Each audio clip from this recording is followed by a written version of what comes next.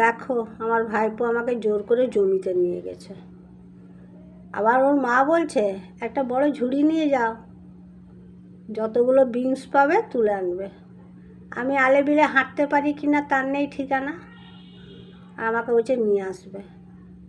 ভাইয়ের বউ না শয়তানি করে বলেছে জানো, আমি ওই লোভে এসেছিলাম। এগুলো শীতের দিনের সবজি, এখন কি গরমে পাওয়া যায়? আমি সে কানামাছির মতন খুঁজছি, কোথায় আছে বিমস, কোথায় আছে বিমস, চারিদিকে খুঁজছি।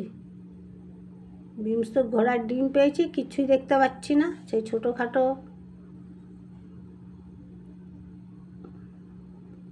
তাও তুলতে কিন্তু আনন্দ লাগছে, যেটুকুই পাই। এগুলো তো আমাদের শহরে এরকম সচরাচর দেখা যায় না, জমি জায়গা আর এরকম গাছ।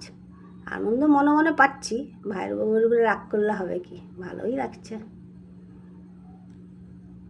এগুলো কোনো কাজে লাগবে না, তুললাম তাও কয়েকটা, এগুলো নষ্টই হবে।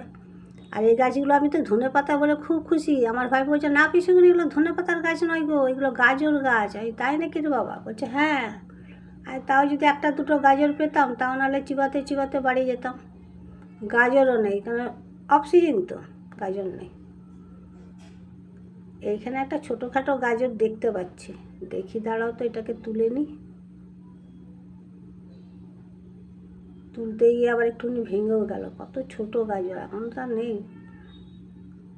তো গাজর পায় না পায়, একটা জিনিস আমি পেয়েছি, খুব আনন্দ দেখে যাচ্ছি। সামনে গিয়ে দেখাচ্ছি তোমাদেরকে, দাঁড়াও। দেখো গাজরের ফুলকেও দেখেছো? আমি কিন্তু প্রথম দেখলাম, পুরো চন্দ্রমল্লিকার মতন লাগছে। ভাবলাম মাথায় চুল থাক বা না থাক, লাগিয়ে তো নি। দেখে কেমন লাগলো বলো, তোমরা ভালো থেকো, টাটা।